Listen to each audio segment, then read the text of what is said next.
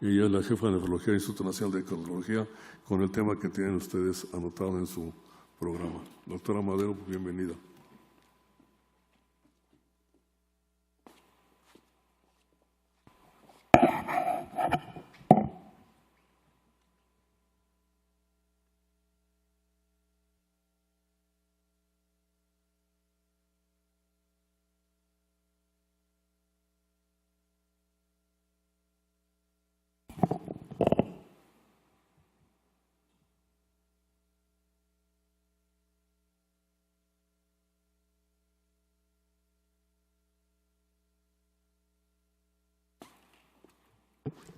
Muy buenas tardes tengan todos, estimados miembros del Presidium, doctor Mancilla.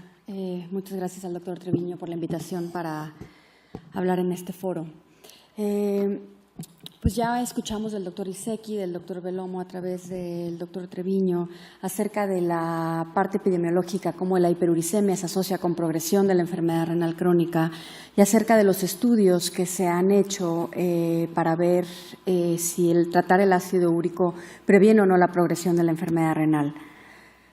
Entonces, yo les voy a proponer una hipótesis de por qué el ácido úrico se puede asociar con deterioro de la función del riñón y les voy a mostrar algunos estudios acerca de esta parte y posteriormente voy a tocar brevemente algunos de los estudios que ya se publicaron desde otro ángulo y hablar acerca de las direcciones futuras. Entonces, creo que, y perdón, las diapositivas están en inglés porque pensé que por el doctor Iseki, porque iba a haber otros miembros de la audiencia que hablaban inglés. Entonces, lo que creemos es que la rigidez arterial es algo que predispone en los pacientes con enfermedad renal crónica y creemos que es uno de los mecanismos por el cual nuestros pacientes con enfermedad renal crónica mueren de enfermedad cardiovascular. Y, como lo mostró el doctor Iseki, y les voy a mostrar yo, el ácido úrico se asocia con rigidez arterial. Entonces, lo que hemos estudiado últimamente es en realidad si la rigidez arterial pudiera ser aquel vínculo entre el ácido úrico y la enfermedad renal crónica. Este es un estudio nuestro, estos no son pacientes con enfermedad renal crónica, pero aquí les muestro cómo a niveles más altos de velocidad de onda de pulso, que hablan de rigidez vascular, vemos un incremento en el riesgo del desarrollo de la enfermedad renal crónica. De igual manera, los pacientes que ya están en diálisis y tienen velocidad de onda de pulso más alta, tienen un riesgo mucho más significativo de morir que aquellos que tienen velocidad de onda de pulso más baja. Y entonces este es el mecanismo del cual nos describía el doctor Iseki, el por qué en realidad el ácido úrico se puede asociar con esta rigidez arterial. Aquí ven el ácido úrico definitivamente se asocia con disfunción endotelial, marcadores de inflamación, estrés oxidativo e incremento del sistema renina-angiotensina. Y como lo mostraba el doctor Iseki, este es un mecanismo independiente de cristales. Antes pensábamos que el riesgo era por los depósitos de cristales, sin embargo desde el 2001 sabemos, hay estudios muy elegantes que muestran que el sistema renina-angiotensina se eleva en la presencia de hiperuricemia. Todo esto se asocia a aterosclerosis, rigidez arterial, que a su vez causa una disminución de la tasa de filtración glomerular y esto a su vez un círculo vicioso en donde vuelve a incrementar el ácido úrico.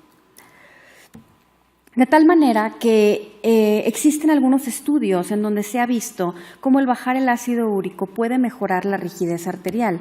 El primer estudio que les muestro es este estudio publicado en JACC, en donde a 66 pacientes que tienen enfermedad coronaria se les dan 600 miligramos de allopurinol, es una dosis muy alta, y se ve cómo este allopurinol, después de 9 meses, tiene una regresión de la hipertrofia del ventrículo izquierdo. De igual manera, en este mismo estudio podemos ver cómo la dilatación mediada por flujo como marcador de disfunción endotelial incrementa significativamente en el grupo que se le da allopurinol. Ahora, ¿qué pasa en los pacientes que ya tienen enfermedad renal crónica? Los pacientes que ya tienen enfermedad renal crónica, este es otro estudio en donde se les dio 300 miligramos de allopurinol, se siguieron por 9 meses y aquí podemos ver de igual manera que aquellos pacientes, que toman allopurinol tienen una regresión de la masa del ventrículo izquierdo y de igual manera un incremento significativo en este flow mediated dilation como marcador de disfunción endotelial. Y aquí podemos ver de igual manera que incrementan el flow mediated dilation en aquellos pacientes que tienen allopurinol y disminuye el índice de augmentación, que es un marcador, como ustedes saben, de rigidez vascular. Sin embargo, no todos los estudios son positivos. Este es un estudio que se hizo en la Universidad de Colorado con mi colega Diana Jalal, en donde ella lo que hizo es darles allopurinol a pacientes que ya tenían enfermedad renal crónica y su objetivo primario en realidad era el flow mediated dilation, ¿no? Como marcador de disfunción endotelial. Y lo que ella ve es que en realidad no hay ninguna diferencia en esto, ¿no? Y cuando lo dividen en pacientes diabéticos y no diabéticos, en realidad tampoco hubo una diferencia. Entonces, en realidad, los estudios observacionales son muy fáciles y la mayoría son positivos para hiperuricemia, pero cuando nos vamos a estudios de intervención, pues la historia no es tan alentadora. Entonces, brevemente les voy a mostrar los estudios que yo creo son clave en la actualidad con la evidencia de si dar o no allopurinol o febuxostat, les voy a enseñar también un par, previenen la enfermedad cardiovascular y la progresión de la enfermedad renal crónica. Este estudio ya se los mostró el doctor Treviño. Este es el estudio de SIU, en donde solamente 54 pacientes con enfermedad renal crónica tratados por 12 meses con allopurinol, se ve como aquel paciente tratado en realidad no tiene un incremento en la creatinina comparado con aquel grupo que sí se trató. Y esto es interesante porque en este estudio en realidad la proteinuria no cambia entre los grupos. Pero fíjense la presión arterial sistólica. La presión arterial sistólica disminuye significativamente en el grupo tratado y pues habría que ver, ¿no?, si este fue el mecanismo por el cual progresó menos la enfermedad renal crónica.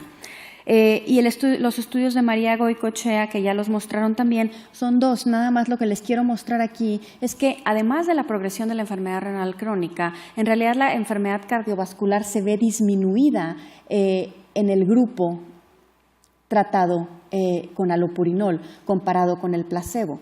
Y esto, bueno, aquí vemos cómo la filtración glomerular se pierde en el grupo control comparado con el allopurinol. Y esta mujer lo que hace es a estos pacientes les da seguimiento por 7 años. Es decir, fíjense las cohortes tan pequeñas de las que estamos hablando. Si uno compara nuestros estudios en nefrología con los estudios en cardiología, un poco damos pena por la cantidad de pacientes que estamos enrolando. De tal manera que estamos hablando de 113 pacientes y fíjense, de estos 113 pacientes, 12 de 56 en el grupo de tratamiento dejaron de tomar allopurinol y 10 de 51 empezaron allopurinol. Entonces hay un traslape entre los grupos muy importantes y estos pacientes fueron seguidos a 7 meses y lo que vemos aquí es que sí, pues el grupo con allopurinol tiene menos eventos renales, esto es significativo, o sea, un 68% de reducción, parece muy alentador, ¿no? Para nefrología esto es brutal. Y en eventos cardiovasculares también vemos una reducción de casi el 60%, ¿no? Pero les digo, esto no fue un estudio aleatorizado ni controlado. Esto no hubo en realidad, sí hay un grupo control, pero no es un estudio aleatorizado doble ciego. Y entonces ellos concluyen que pues, el darles allopurinol puede reducir el riesgo de progresión y enfermedad cardiovascular. ¿Qué hay del febuxostat? Este es Un estudio que tiene unas limitantes. Para empezar, el grupo de placebo de entrada tenía niveles de ácido úrico más bajos, pero bueno, veamos aquí en realidad que después de 6 meses de seguimiento, para ningún estudio de nefrología 6 meses de seguimiento es suficiente. Se dice que tenemos que seguir a los pacientes por lo menos 2 años y tener una pérdida del 30% de la función renal para que en realidad sea significativo. Entonces, estos pacientes solamente los siguen por 6 meses y ponen como desenlace un 10% de la tasa de filtración glomerular. Y bajo estos parámetros, pues sí, el febuxostat previene contra la progresión, pero me parece difícil tomar una decisión clínica basada en un estudio como este. Ahora, la pregunta que siempre nos hacemos es, ¿esto es seguro o no es seguro? ¿No? Porque podemos bajar el ácido úrico en nuestros pacientes sin ningún problema y decir, bueno, pues a lo mejor la evidencia es controversial, pero se ve positiva, pero ¿qué hay de la seguridad de esto? ¿No? Entonces, les muestro aquí, este es un estudio que nada más se hizo para evaluar seguridad. Y esto nos dice, número 1, que la inhibición de la xantina oxidasa, ya sea purina o no purina con febuxostat, es segura. En realidad aquí pueden ver el desenlace era efectos secundarios y quiénes iban a lograr tener un ácido úrico abajo de 6. Y aquí ven que el darles 80 miligramos de febuxostat es mucho más eficiente que darles 40 o darles 200 o 300 miligramos de alopurinol. Sin embargo, cuando vemos los efectos secundarios, como son diarrea, problemas de hígado o músculo-esqueléticos, ¿no? Problemas de músculo, en realidad no hay diferencia entre grupos. Ahora, ojo, este estudio demuestra que el febuxostat de 80 miligramos es más eficiente que 40 miligramos. Sin embargo, la mayor parte de los participantes con enfermedad renal crónica estaban en estadios tempranos, de tal manera que solamente el 17% tenían estadios 3. No sabemos qué pasa con estadios más avanzados. Entonces, esto no se ha estudiado.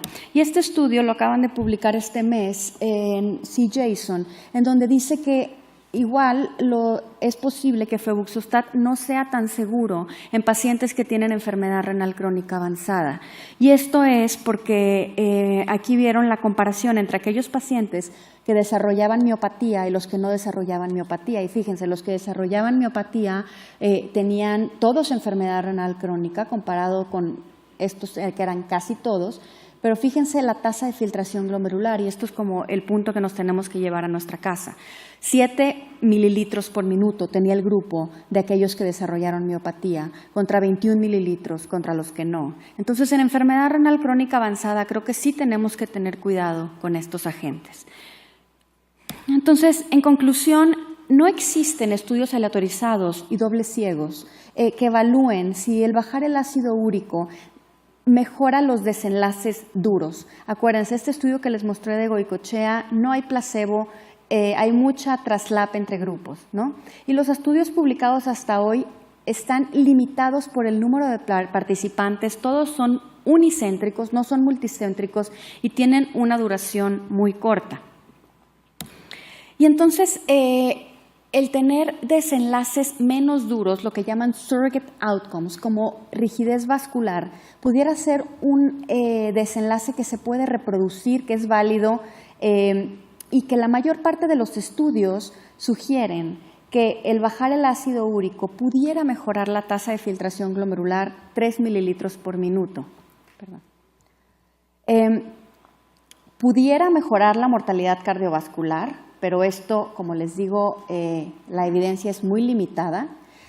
Hay problemas con estos estudios porque la manera en que miden la presión arterial durante estos estudios y cómo la reportan después de haber estudiado todas estas publicaciones es un poquito compleja, ¿no? Y el nivel de hiperuricemia y los tratamientos que se dan en cuanto a dosis varía entre estudios, ¿no? ¿Cuáles son los estudios que se están llevando a cabo? Yo creo que este es el estudio más grande, el CKD-FIX. Este es un randomized controlled trial of slowing kidney disease progression from the inhibition of xanthine oxidase. Es un estudio australiano en que nosotros también estamos participando en nuestro centro y se están aleatorizando 620 pacientes con estadios 3 y 4 para ver si el allopurinol disminuye la progresión. Y este estudio se va a seguir a 2 años. El otro estudio es este estudio japonés que se llama FEATHER, Febuxostat versus Placebo Randomized Controlled Trial Regarding Reduced Renal Function in Patients with Hyperuricemia Complicated by Chronic Kidney Disease Stage 3. De igual manera, estadios más avanzados, este es un estudio multicéntrico, doble ciego, aleatorizado, en donde van a incluir 400 japoneses. Les van a dar 40 miligramos de Febuxostat por 108 semanas y van a ver a los slopes. Slopes es ahora ver diferentes puntos de la tasa de filtración glomerular durante el tiempo para ver cómo es la caída o la progresión. Y finalmente este que ya se había comentado, que es el estudio PEARL, que es solamente en diabéticos tipo 1. Perdón, esto no es 60, son 600. Y también la ventaja que tiene este estudio es que están midiendo tasa de filtración glomerular. Y esta es mi última diapositiva. Aquí paro para el foro. Gracias.